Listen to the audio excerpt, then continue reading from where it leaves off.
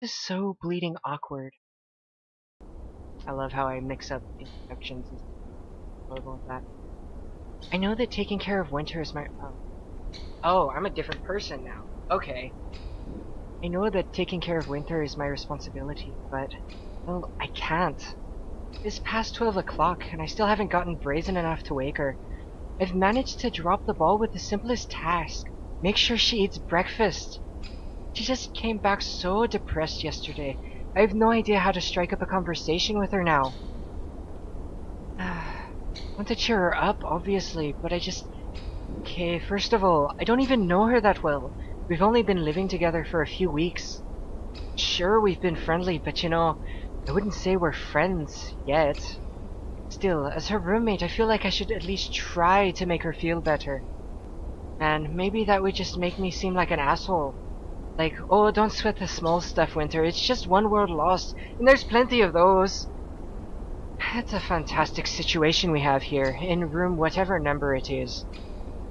I'm totally not equipped to understand how she's feeling, and I'm not qualified to pester her. I'm not even able to even get what happened to her. How does all of the world's air just burn away? With a demon summoning, and a crazy undone seal? Curses and abominations from distant space? That'd be worth seeing. Someone at the door. Maybe this will force me into action. I walk over, prepared to answer. It's the Northerner, pretty as usual, and handsome all the same, crossing his arms and putting on a serious face as he addresses me. Okay, Northerner guy. Waverly, yo! I mirror his pose. Ayo, yo. Heard Bo's on the mend. Can you give her a hug? That's great, but I'm not letting you in. He stutters in puffy disbelief, as if what I just said was the most preposterous thing. Why not? I think you might want that hug more than her. Ridiculous! He draws out a slow fake punch. I must make it past you. Therefore I challenge you to a duel, Waverly, and the reward will be a 10-second hug for Bo. I bring up my own arm in the same mock attack. Oh, getting it from her or giving it to her? Oh, I'd give it to her. But I need longer than 10 seconds. Extending a finger from my fist, I point at him. No. Stop it right there. His lips tremble for a few seconds, but he prevents a smile. Winner hugs Bo? Agreed? Fine, but you will lose this game. He rolls up his sleeves and he offers me his hand. Thumb war? Let us dance the dance of combat. Linking hands, we both raise our thumbs and stare intently at the battle zone. 1, 2, 3, I declare a thumb war. Oh, sorry, 1, 2, 3, 4.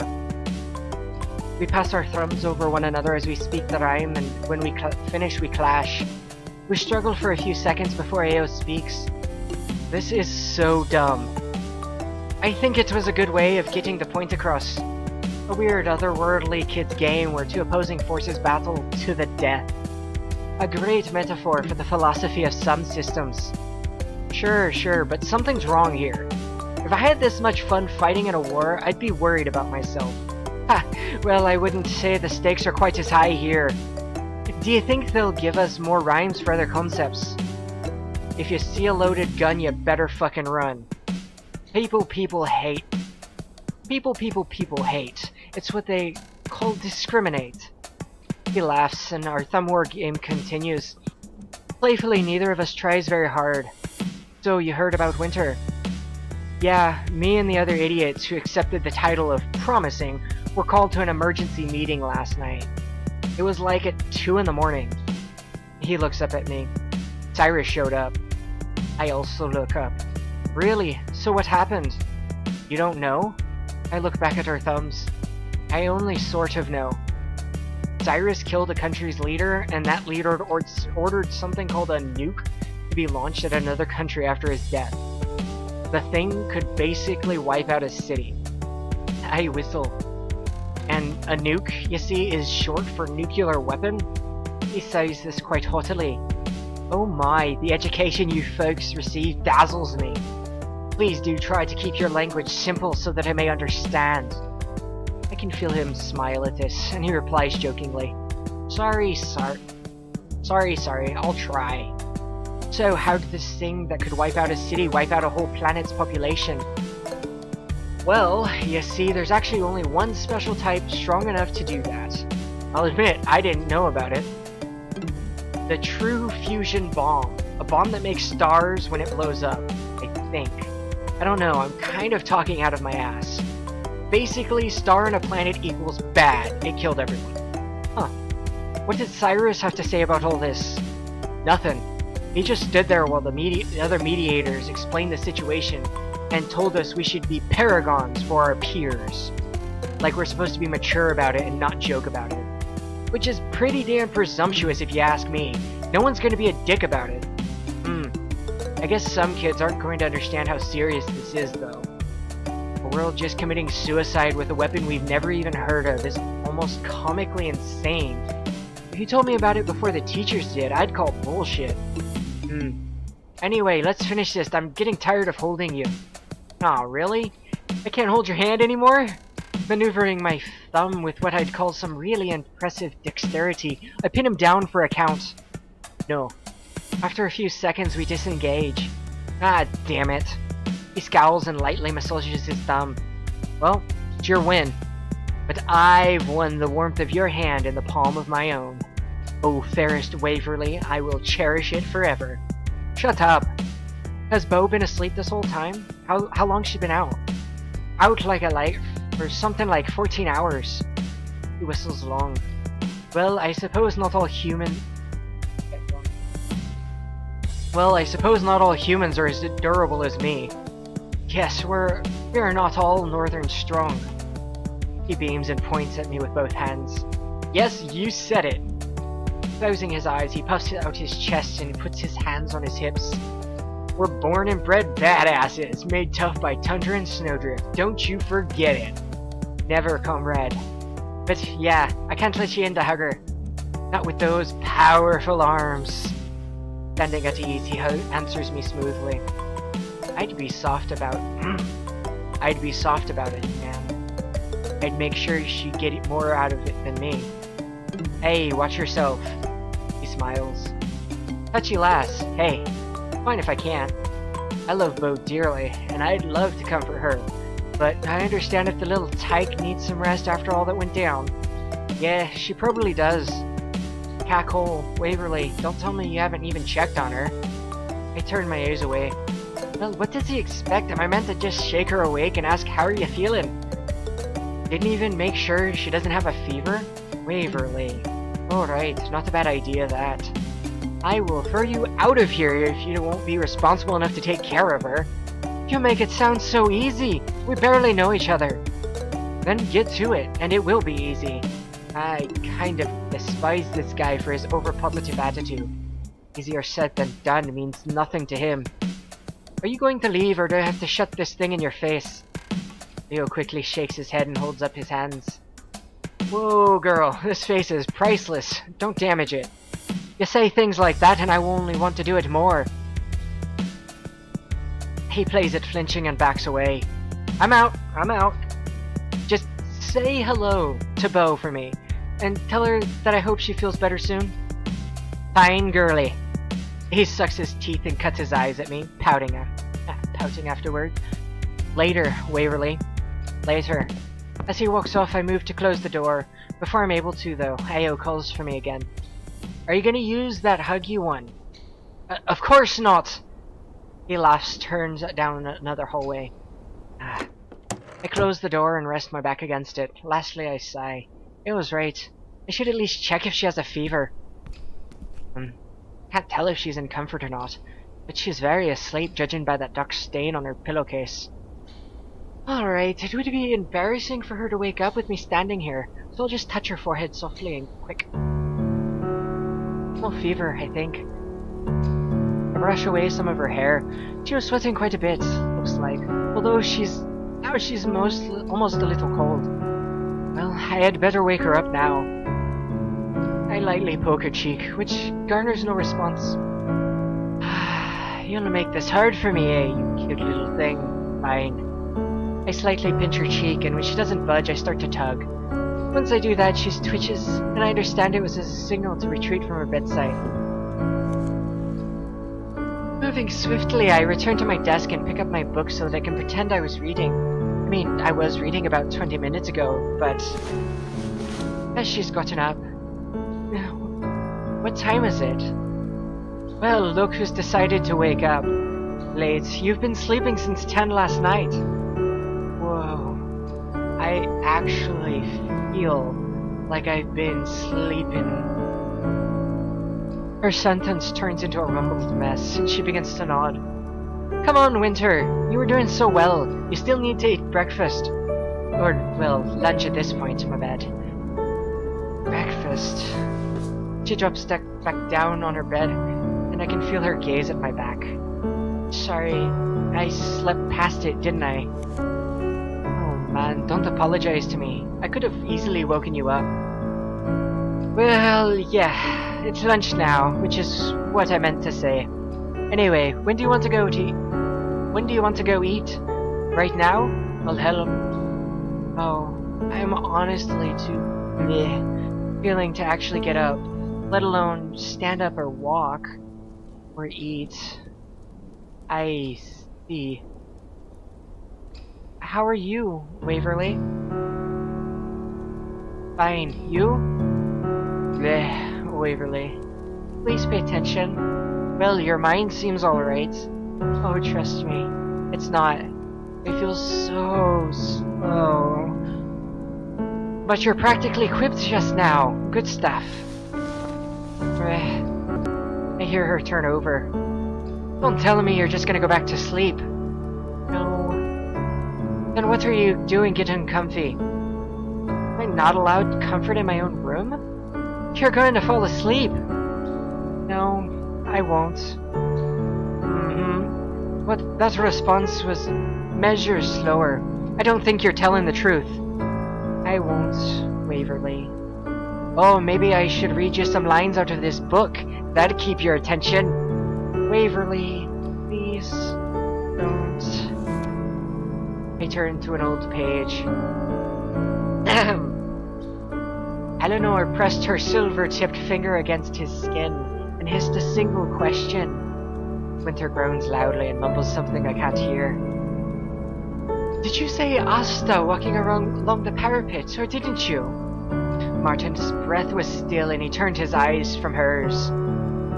Thoughts of his demon lover were still fresh in his mind.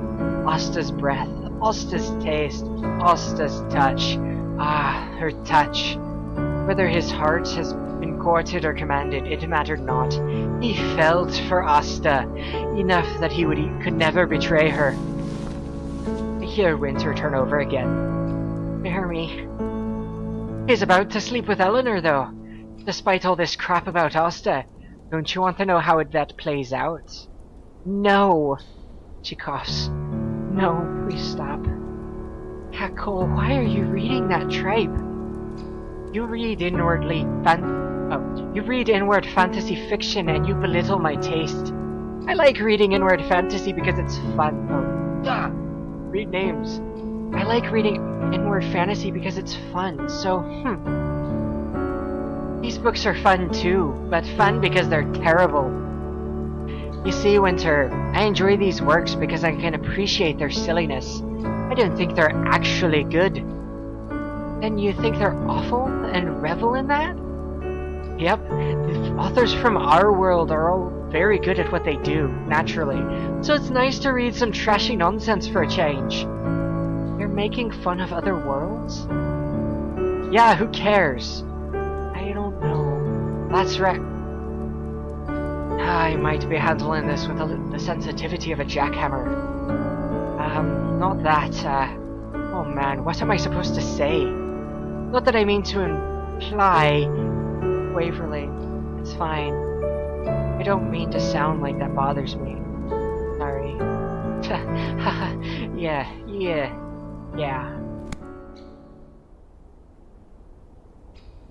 Winter Harrison's place?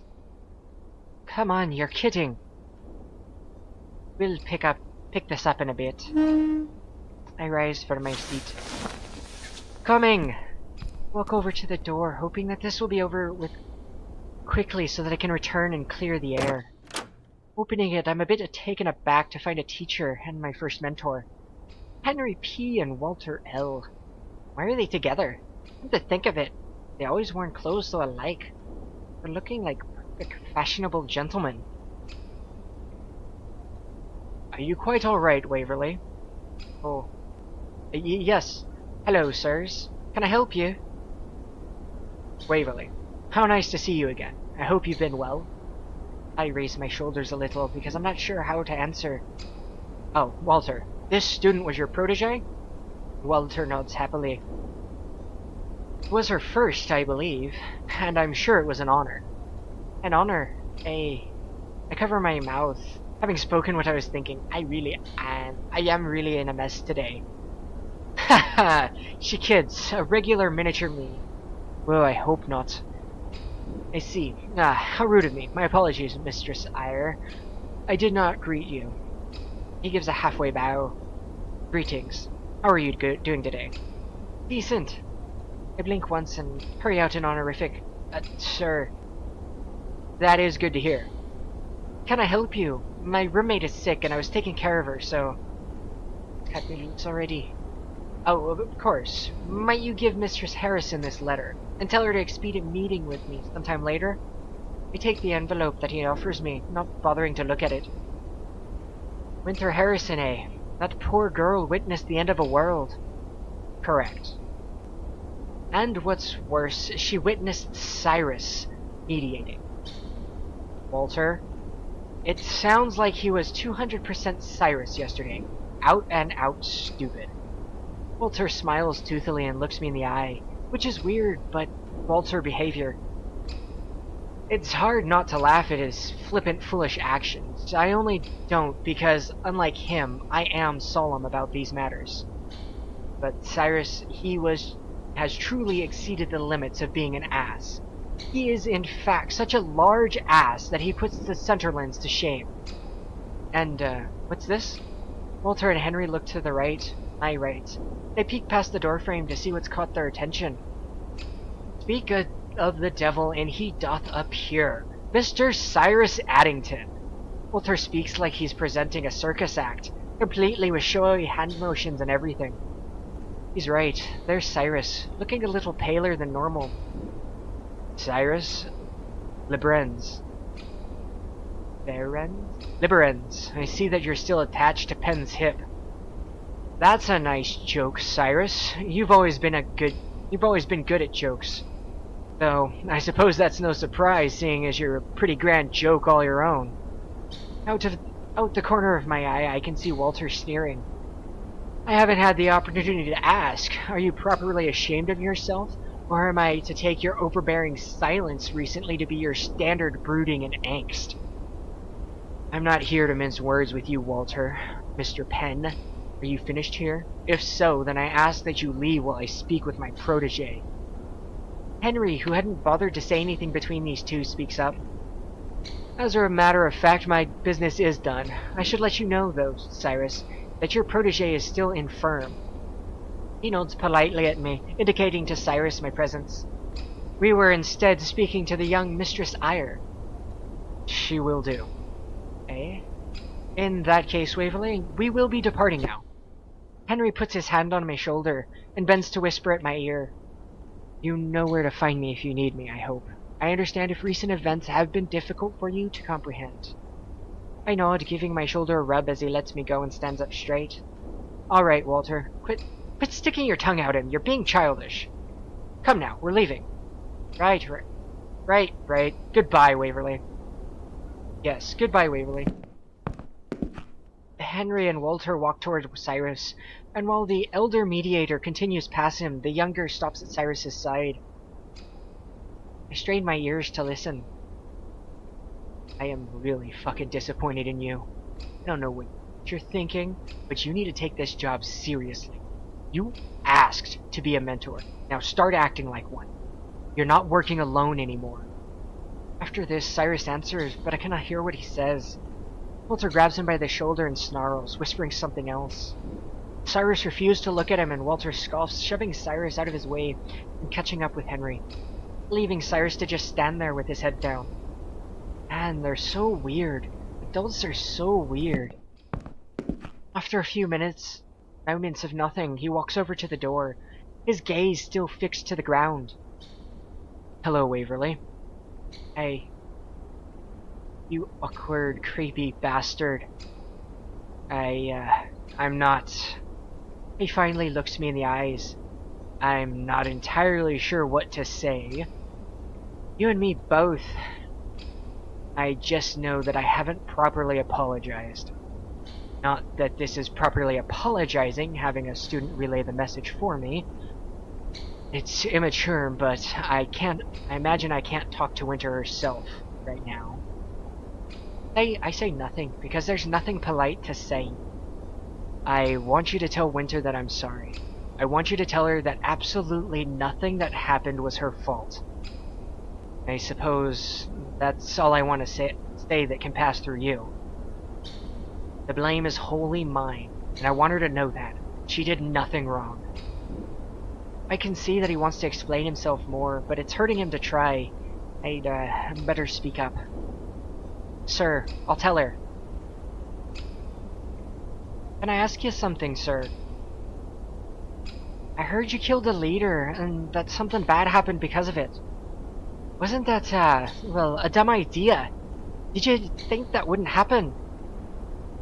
Cyrus doesn't answer for long enough that I think he's not going to answer.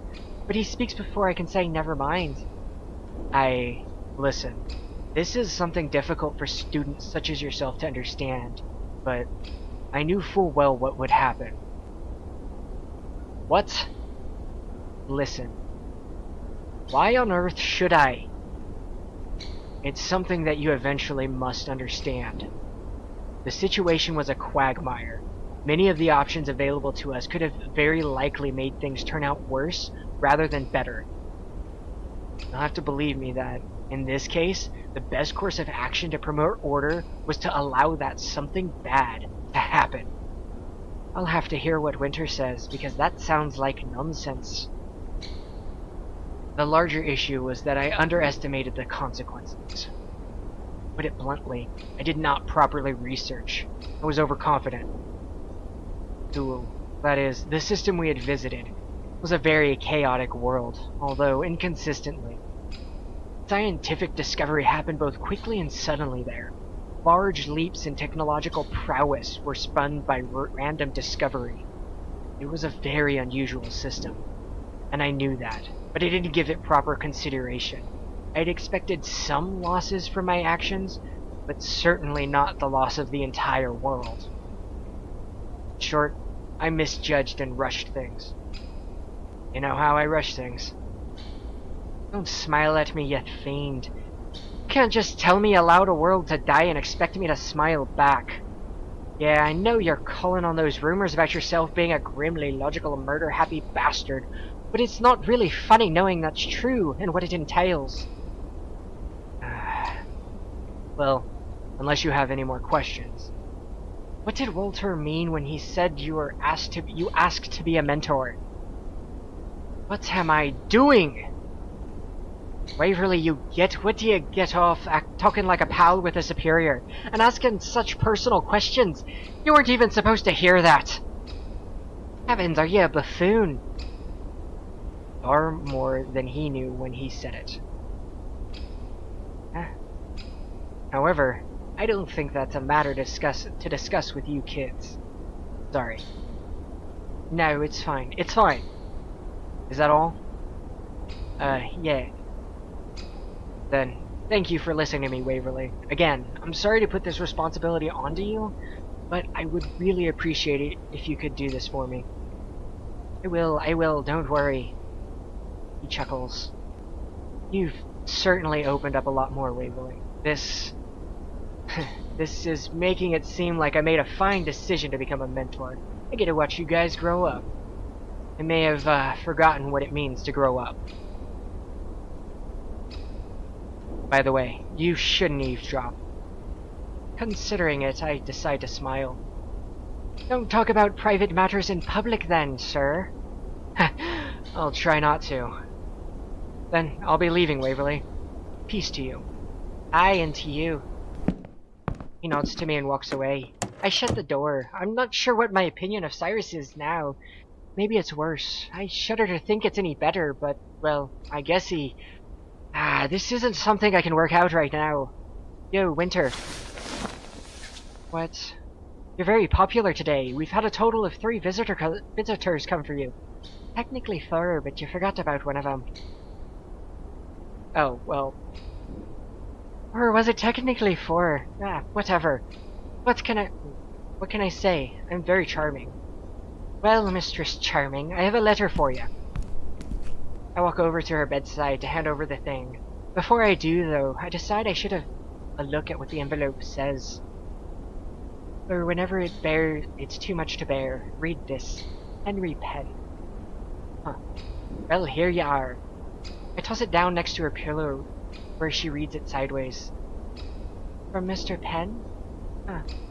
Yep, and, also, I'm sorry about kind of talking dismissively about worlds. I told you that I don't really mind. I'm still sorry. I shouldn't have been talking that way anyway. You really don't need to apologize, Waverly. Cyrus also says sorry. Winter falls silent. Hey, come on, just listen to what he had to say. I'm listening. He's sorry, and he wants you to know that it's not your fault, it's his. He doesn't want you to blame yourself. He knows he fucked up, Winter. Even if he's a jerk, you should forgive him, for yourself. It's not that simple, Waverly. You didn't hear him yesterday. He most certainly does not feel bad about what he did. He just may feel bad about letting me see it. I mean, even if I wasn't concerned with his motivations, he still treated me awfully and made me watch him kill a person. Furthermore, even if he had succeeded, millions still would have died. Pardon my language, but screw Cyrus Addington. A dark feeling grows in my belly. Push it down. Nothing good comes from harboring bad will. I can't pretend I know what that's like, Winter, but I know that just feeling shite about things isn't going to help you. I swallow. And I hate to say it, but you're probably going to see a lot more of people killing people in this line of work. We also both know that we may end up killing a few, or several ourselves, but nobody wants to acknowledge that. I let out a sigh. This is depressing talk. It's best if we move on. Well, whatever then. Whatever. I think we've delayed you eating long enough. Any longer and you could end up missing your debriefing. Shoot, you're right. That's today. I completely forgot about it. Yeah, so come on. I reach down and she lifts herself up to receive me. She holds onto my arms with a trembling lack of strength. Alright, that's it. I ease her out of bed as carefully as I can, and she's soon on her feet. Able to stand alright? Able to stand. Not quite alright. Oh, that's clear from how she's swaying a little. Don't try to do this on your own then, Winter. Got my shoulder right here. Yes, thank you. She presses all of her negligible weight into me, and I stand firm. We walk to the door, prepared to leave. Prepared to go on, I should think.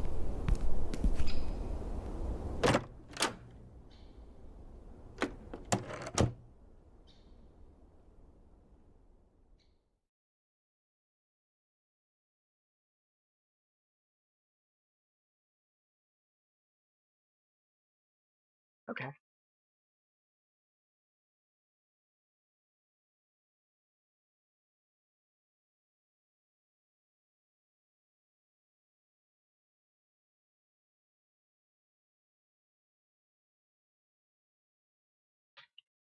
That one is Winter then.